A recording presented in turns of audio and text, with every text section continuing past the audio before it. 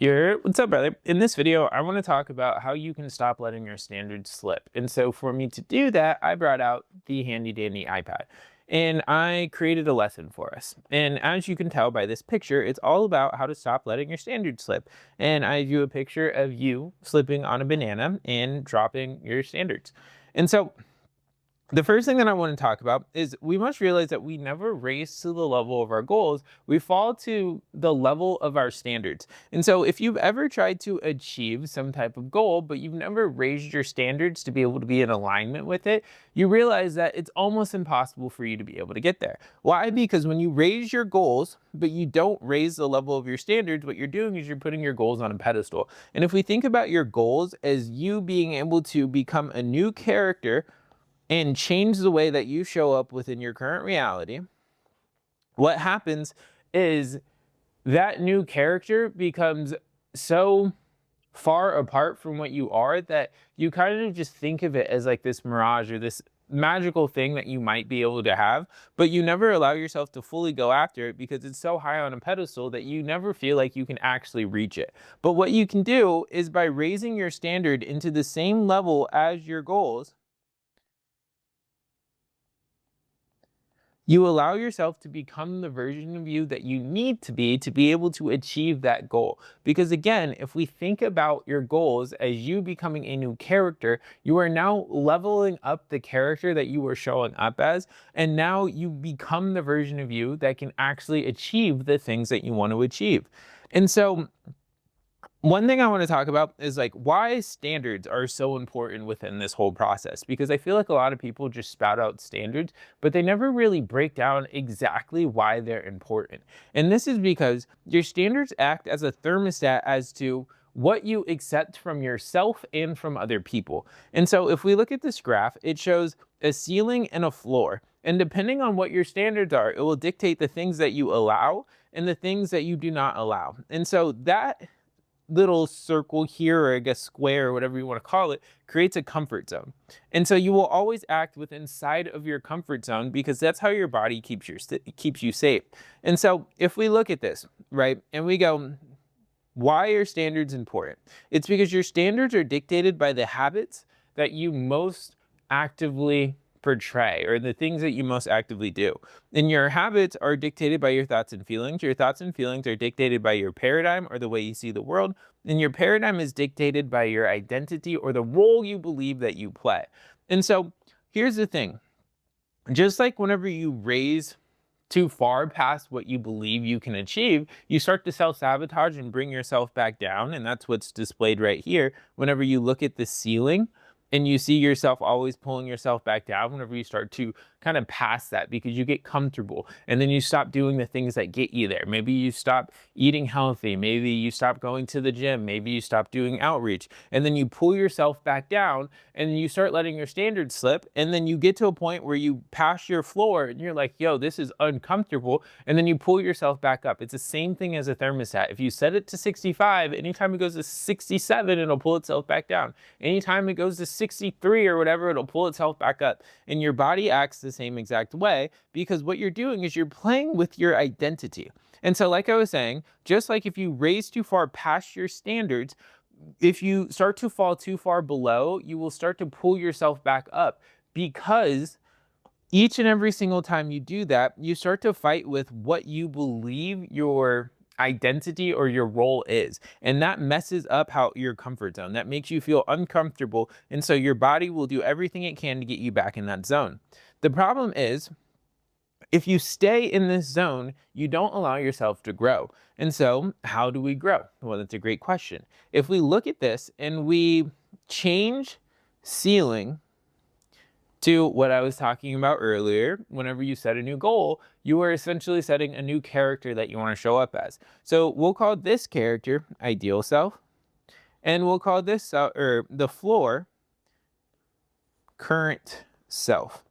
And so what you'll have to be able to do in order to grow is continue to replace your floor with your ideal self. And so how do you do that? If we look at this graph, I put version 1 or version 2, version 3, and version 4. Every single time you create a new character, you're creating a new version of yourself that you want to show up as. And so once you achieve one version, you have to sit down and say, now what do I want to achieve?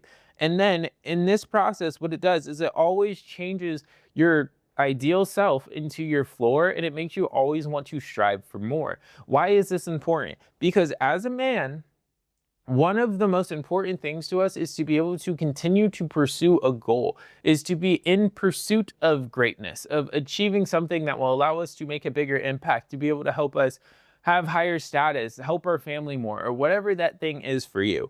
And so by doing this, you always have yourself in the pursuit to being able to achieve something. And that's where I find fulfillment. That's where men find fulfillment, in the pursuit of becoming the version of themselves that they know they can be.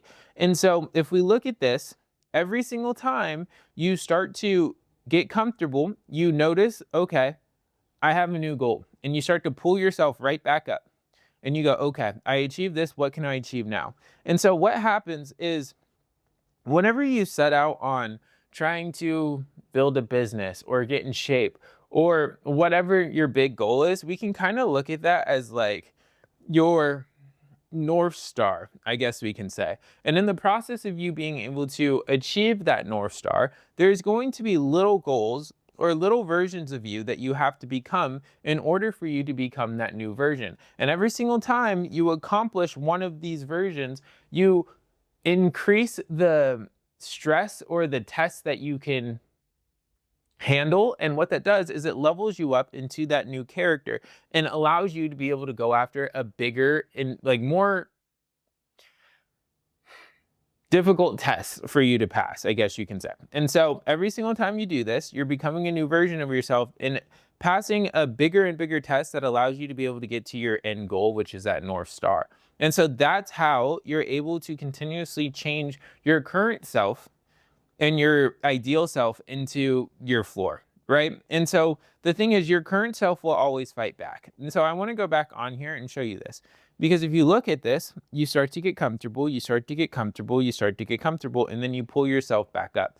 Why is this? It's because energy can never be created or destroyed. It can only be transferred. So what does that mean? You're always going to have that current self there. And you're also going to have your ideal self who's always on his king shit. And this is what your conscious is telling you that you can become. And this is what you currently are. And it's fighting like hell to stay alive because it doesn't want to die. And so what happens is your body or your mind starts to look at which one you put the most amount of attention on. Because the version of you you're most conscious of being will dictate the reality that you're seeing. And I will say that again. The version of you that you are most conscious of being will dictate the reality that you are seeing.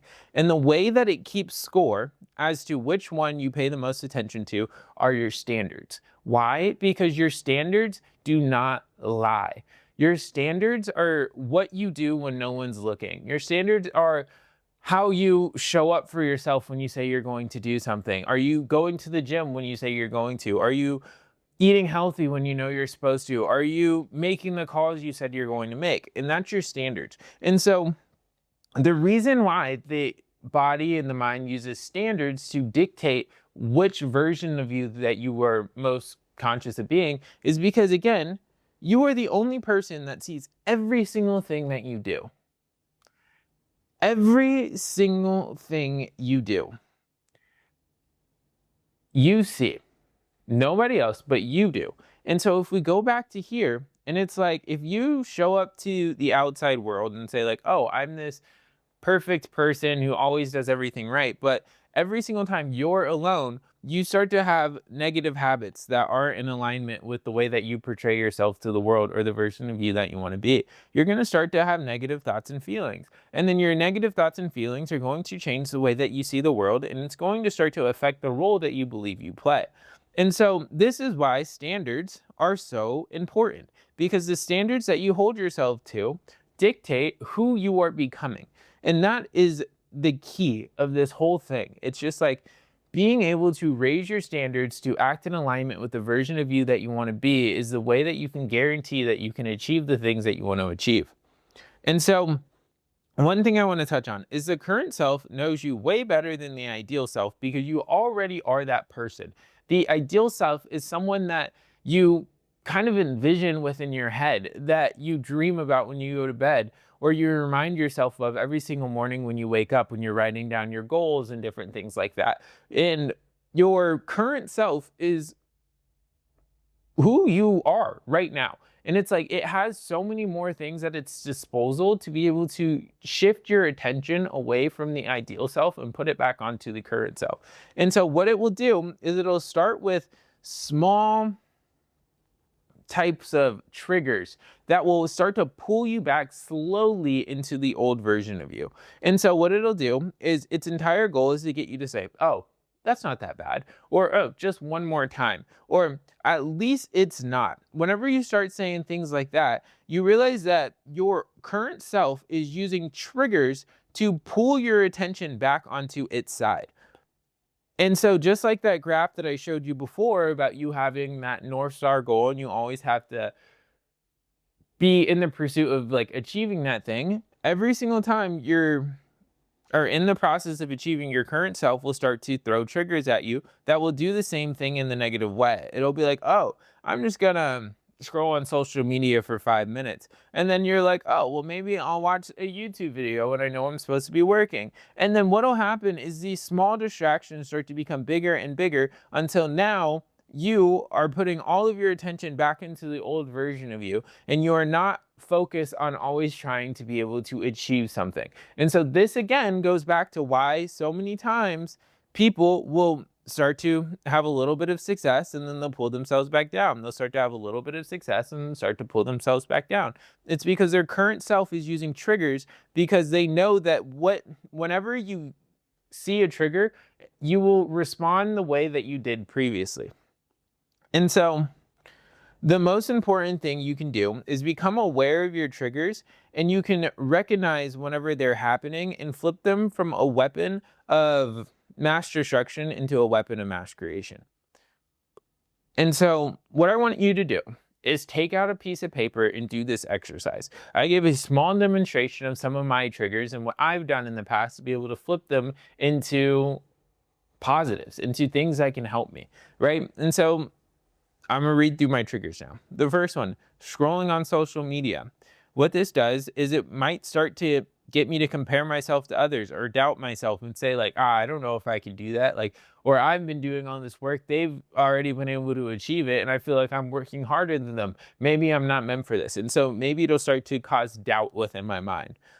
When I finished my second workout, typically whenever I finish my second workout of the day, I come home and I just want to be lazy. I'll lay on the couch and do nothing when I know that I'm supposed to be moving on to the next part of my day and continuing my work to be able to become the version of me that I want to be. Crave something sweet. Maybe I'll start to crave some chocolate or something, and I'll talk to myself into going down to the vending machine and getting a snack, or finishing work and just scrolling on YouTube or watching TV when I know I'm supposed to be getting ready for bed, or doing something that I know I'm not supposed to, essentially.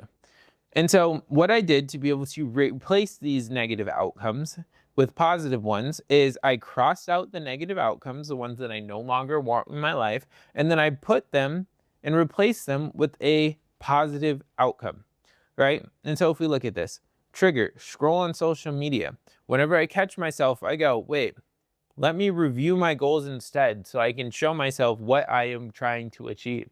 And so for me to do this, right next to, I actually don't have Instagram like on my home screen. I have it like in like the little app section on the iPhone, and I only have it on my phone so that I can post on Instagram. But sometimes I catch myself scrolling. And if I remember and I catch myself scrolling, I go to my notes app, which I have pinned on my home screen, and I review my goals. In there, I have pictures of the life that I want to live, like different goals that I'm chasing, affirmations, and how I want to show up within the world. And I'll start to review that so that it aligns me with that version. I can say, okay, I know my role, I know my goal, and I'm gonna get back at it. The other one, when I finish my second workout, I shower and I do a 10-minute meditation to remind me about how I'm going to show up whenever I get up and I get after it again. And it stopped me from getting on the couch and getting lazy. crave something sweet. What I do is drink sparkling water. That typically kills the craving. So I don't go for the sweets. I'll tell myself I should get sparkling water. This is the one that I struggle with the most, by the way. And then finish working. Instead of just scrolling on YouTube, I want to clean or read a book or get in bed so that I'm in bed on time. And like all of these things are so important because your brain thinks in patterns and it uses triggers as a way to be able to find previous experiences to predict how you're going to react in the future whenever you see these things. And so this is a nice little picture of your brain looking back at how you previously responded to a trigger and then predicting how you're going to respond in the future. If you can start to stack up enough times where you respond in the positive instead of you respond in the negative, what you do is you allow yourself to change the pattern. And when you change the pattern, you change the outcome. And so this is how you stop yourself from falling back into the old version of you by allowing yourself to realize the triggers that your current version of yourself will use to be able to keep you stuck and flip them into ones that'll propel you forward instead. Now, if you want this training just because I don't know what else to do with it, just message me on Instagram and I'll send it over to you. But other than that, I appreciate you and I will see you in the next one.